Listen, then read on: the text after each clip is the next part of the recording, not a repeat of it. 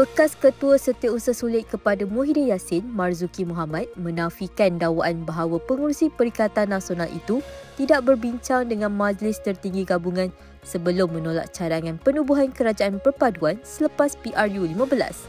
Menurut Marzuki, tindakan Muhyiddin menolak cadangan itu dibuat selaras dengan dasar bersatu yang tidak akan bekerjasama dengan DAP dan bukannya keputusan peribadi.